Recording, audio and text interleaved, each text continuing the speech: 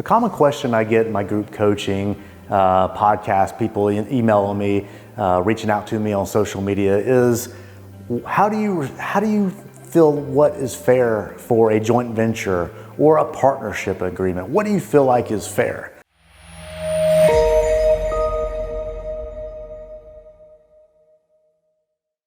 Well, I mean, it's according to where you are, right? I mean, some of us have more money than others. Some of us are starting off with nothing. So let's just say that you're completely without money, but you want to get into flipping. You've learned a lot over about 2 years. You're processing. You've got a little bit of analysis by paralysis, but now you're willing to do your first step. A hard money lender is going to want you to put down 10%. You found a home for 150 grand that needs $50,000 worth of repairs. All in for 200,000, it's worth 250. But you got to put down 10% on that $150,000. Well, that's 15 grand. You don't have it. Well, there's all kinds of things you can do. And that's where real estate gets creative. So I'll just give you a couple of basic items here. And if you actually have any kind of questions, comments, concerns about this, just ask in the comments below and I'd be more than happy to respond to you. But let's just say you're that person that has no money. Well, do you know somebody that does have money? We're gonna assume that you do. Forget the hard money lender.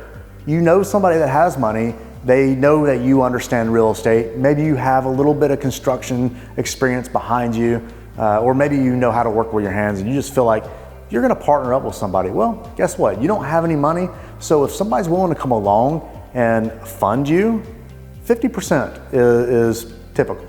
You're gonna offer them 50% in a joint venture agreement. They're gonna put up the money. They're gonna put, in that example, they're gonna put up the $150,000, all of it.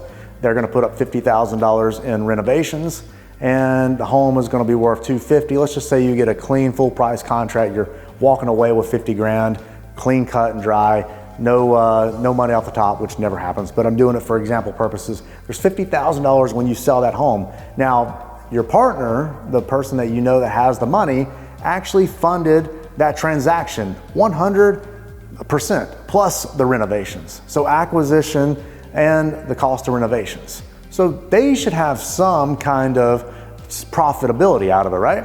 Now, you don't have a track record. We're gonna talk about track record. You're brand new, you've never done this in this example. They need to know that you're going to be a good steward of their money. So you're gonna have some kind of joint venture agreement in writing specifying the terms that you're actually going to adhere to. So you are going to buy the property in a shared LLC that the joint venture owns 9 times out of 10 in a situation like this. And you're gonna go ahead and transact that property with that business partner. That business partner is gonna wire the money in that closing and then probably most likely gonna put the money into an account for you to go do the renovations. Well, that LLC holds title. You are a 50-50 partner with that individual, and now you go to work. You're doing the work, you're renovating the property. After a couple of months, the property is done, and now it's time to sell. You sell that property. Like I said, never in a million years are you gonna get 50 grand profit, net profit, without paying any kind of fees upon sale. But in this example purpose, now you've made 50 grand. Well, your partner gets $25,000, and you get $25,000. And guess what? You just did it in 90 days, 120 days. Feels good, right? Well, that's what's gonna happen. That's how you operate this. Your business partner has the joint venture agreement saying that you're splitting the profit on the property. I mean, you're gonna have title to the property, but they're gonna have a security deed or a deed of trust securing that piece of real estate. If some reason you decide you're gonna walk off the job, now that hard-earned money that they've worked for their whole life is going to be able to attach to the security of the real estate. So if you don't do what you say, they can foreclose on the property, take the property back, and now it's theirs. That's called first lien position. And that first lien position basically means they hold the rights to that property. If you don't do what you say you do, they can take it back legally, and now it's theirs. And your joint venture agreement becomes null and void because you did not do your part of the profitable split and the work that was supposed to be done. Let's say that it all goes through smooth. Great, like I said, you profited, right? Now it's time to go do another one. Do 2 or 3 just like this. You've profited, you profited, you profited. Everybody's happy, your money partner feels good about you, you know what you're doing. Now it's time to push back.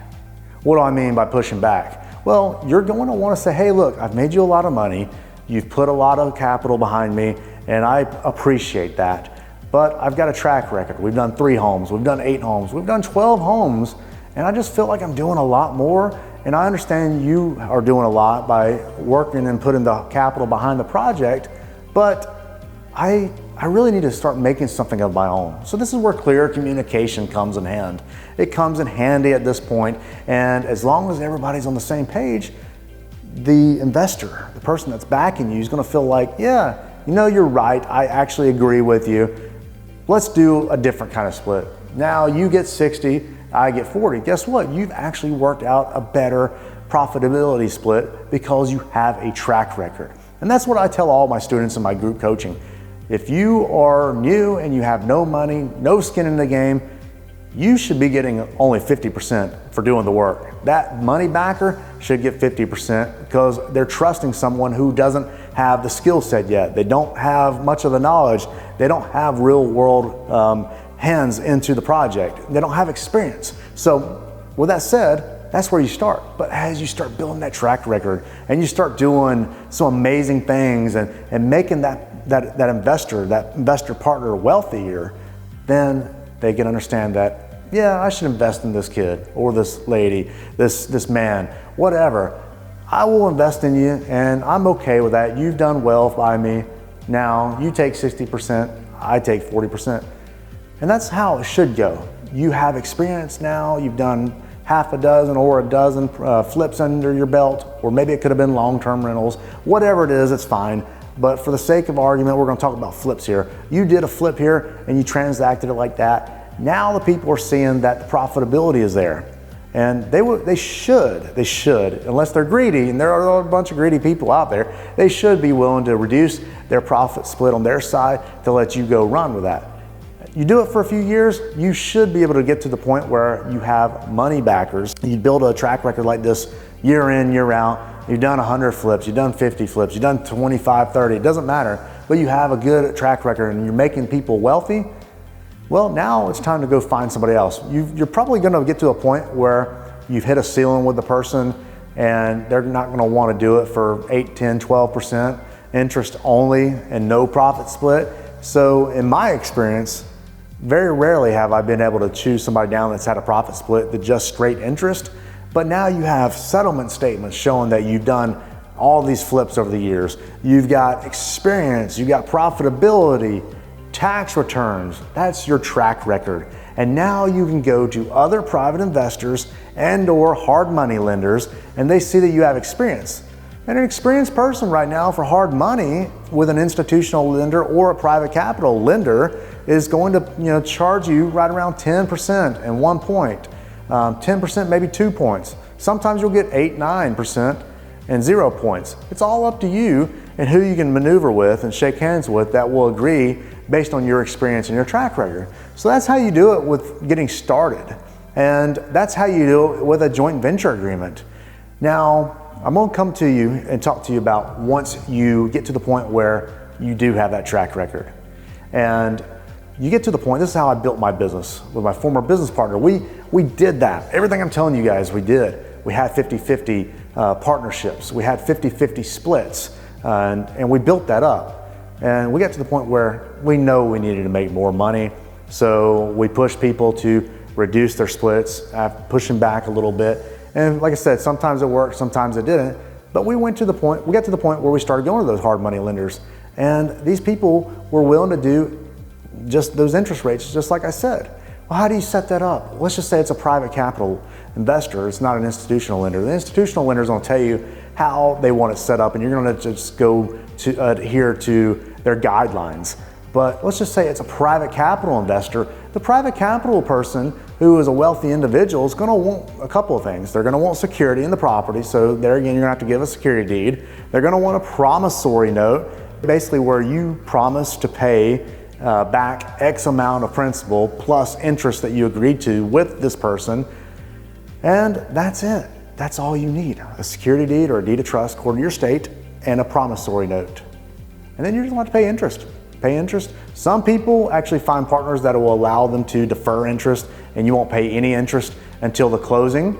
But that's it. It's as easy as that. Once you get that track record, you push back, you just work with somebody and you just make them 10%, 12% on their money, life is good. You're not giving 40% or 50% of your profits away.